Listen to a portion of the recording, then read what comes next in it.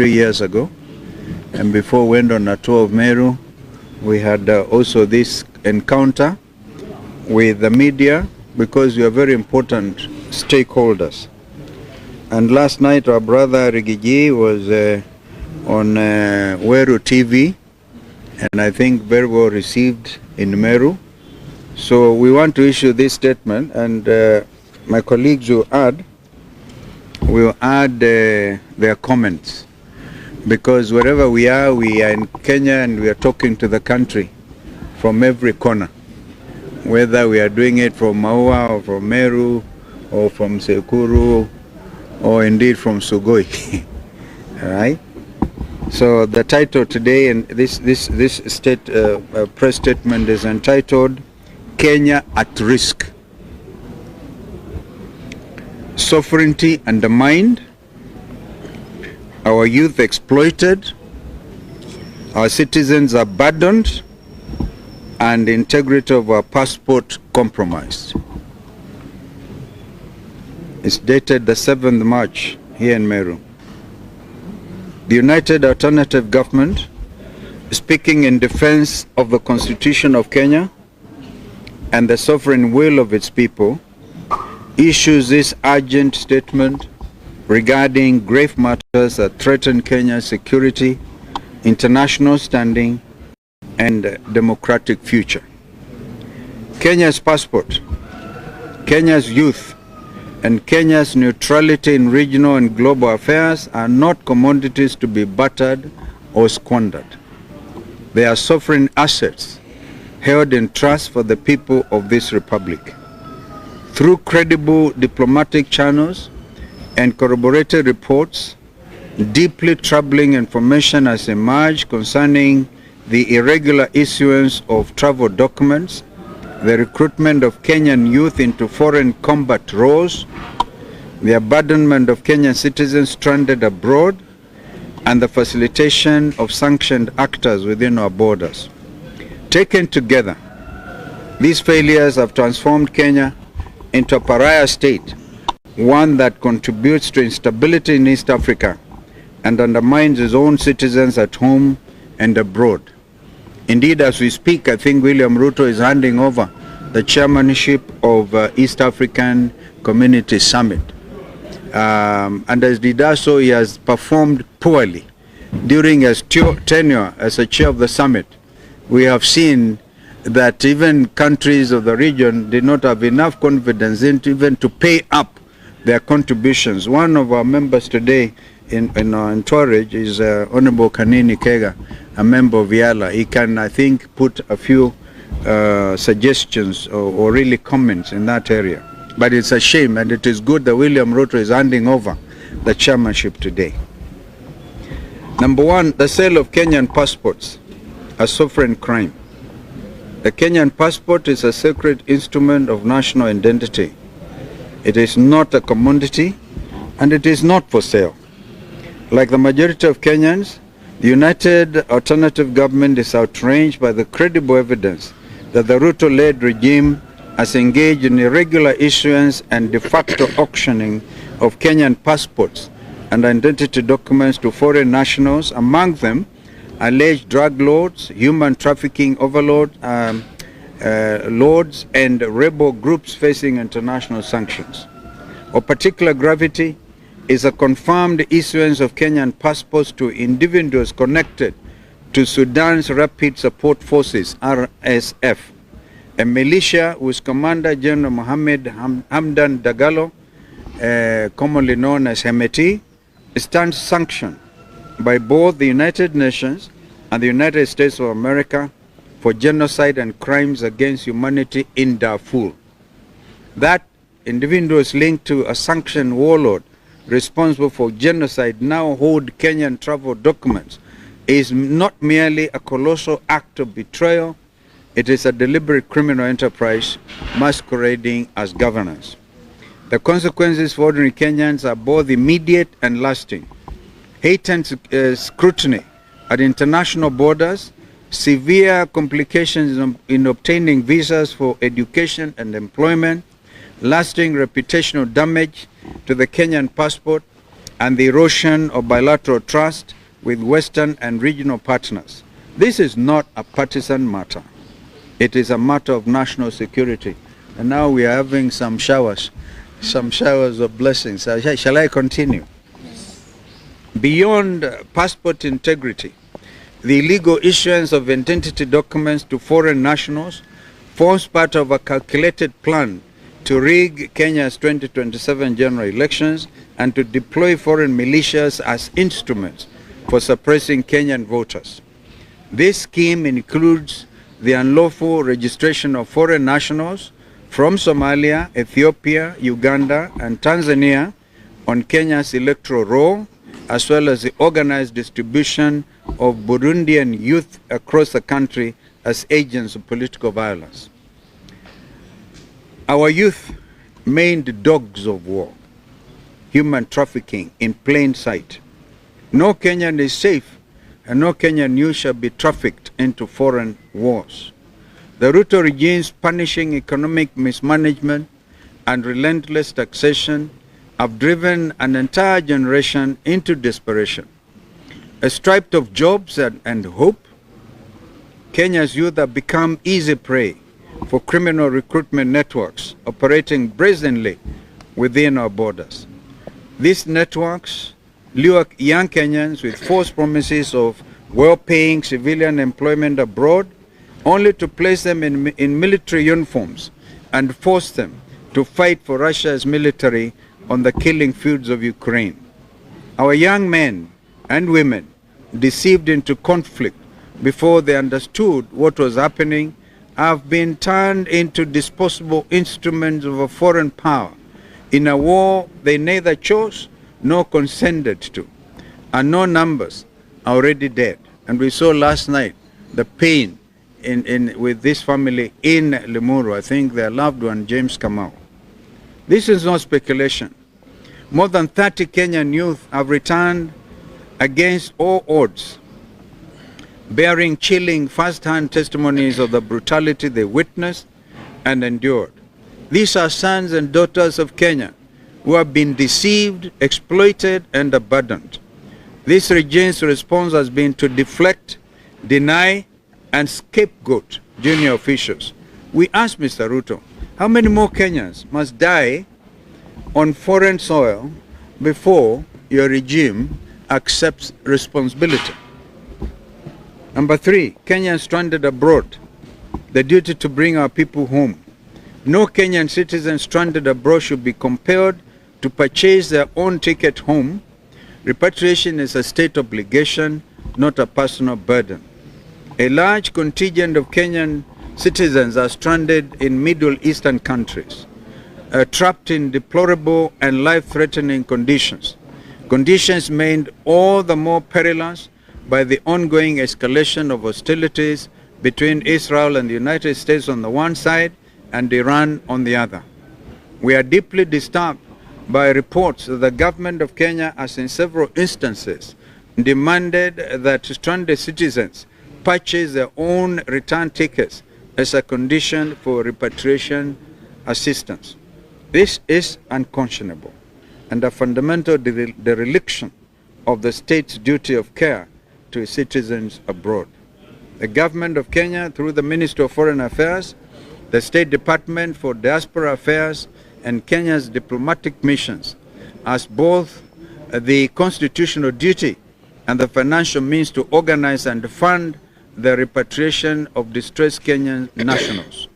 The cost of a return flight is a fraction of the billions squandered through corruption and misplaced expenditure. There is no justification whatsoever for leaving Kenyan citizens to perish or suffer in foreign lands because they cannot afford airfare home. We call on this regime to immediately facilitate the safe, dignified, and fully government-funded return of all Kenyan citizens currently stranded in the Middle East and other parts of the world. Not a single Kenyan should be asked to pay for their own rescue. Number 4, Kenya transformed into a criminal regional hub. It is now common knowledge that Ruto has allowed Kenya to become a safe haven and operational base for regional and international criminal networks, providing protection, facilitation of travel, and material support to individuals facing serious international criminal allegations, including genocide, crimes against humanity, and enforced disappearances. Drug cartels are alleged to be represented at the highest levels of this government. Simultaneously, this regime has targeted legitimate passport holders, human rights activists, political actors, and legal visitors through illegal renditions and forced removals from Kenyan soil. We have in particular our Zimbabwean colleague who was actually asked to go back to Zimbabwe, and this person working in that space of human rights. And so the abduction and reduction of Kisa Bisinje stands a particularly alarming example of how far this regime will go in serving the interests of foreign principles over Kenya's own constitutional and legal obligations. Number 5, Kenya's role as regional mediator destroyed. For decades, Kenya played a respected and indispensable role as a neutral mediator in regional conflicts. From South Sudan to Somalia, the Great Lakes region to the Horn of Africa, and yours truly was actually instrumental in these efforts to really bring peace and amity and good order in our region. The role that we played in helping Somalia, in bringing around the fact of the reality of the world's newest state, Southern Sudan, by signing of the comprehensive peace agreement in Nairobi, when President Kibaki was able to actually preside over that, and even Burundi. I think our record in this area is very well documented. Any association between the government of Kenya and parties implicated in genocide exposes these countries to sanctions regimes, diplomatic isolation, and the reputational damage that will take generations to repair. Ruto's reckless associations have already undermined Kenya's credibility as a peace and security facilitator, including his vital role in hosting regional infrastructure for humanitarian support. I want to move very quickly now. I think we're almost through. A captured state, the machinery of betrayal. The violations described in this statement are not the work of rogue officials acting alone. To issue illegal passports, support criminal networks, and facilitate human trafficking at scale requires institutional capture at the highest levels of government. This conspiracy is only possible through the active facilitation of the Office of the President, the Department of the Interior, the National Intelligence Service, and the Immigration Department. This is a top-down criminal enterprise in which state officials work alongside illegal structures to circumvent the Constitution. Threat to Kenya's financial system and the future of United Nations offices in Nairobi. The cumulative impact of these violations places Kenya squarely in the crosshairs of a financial action task force, abbreviated as FATF. If Kenya comes to be perceived as a permissive jurisdiction for money laundering and illicit finance, the consequences will be devastating. The erosion of correspondent banking relationships, the collapse of foreign investment flows, and the effective crippling of Kenya's financial system. Of existential gravity is the threat to the United Nations office at Nairobi, one of only 4 UN headquarters globally and the only one on African soil. Kenya's status as host is contingent upon international credibility and the enduring trust of the world community. Should Kenya lose United Nations offices in Nairobi, it would represent an irreversible national humiliation. And again, I was directly involved in enhancing the status of what used to be UNEP to now United Nations offices in Nairobi, a task that we accomplished under the leadership of our late brother Kofi Annan, the UN Secretary General, who came to Nairobi deliberately to elevate the status of Nairobi to UN headquarters. People's demands. In the interest of transparency, and constitutional order and Kenya's international credibility, the United Alternative Government calls for the following immediate actions. Number one, an immediate independent parliamentary inquiry into all irregular passport and identity document issuance with full public reporting and the revocation of all unlawfully issued documents. Number two, criminal investigations into all networks recruiting Kenyan citizens into foreign combat roles with full accountability extending to senior government officials.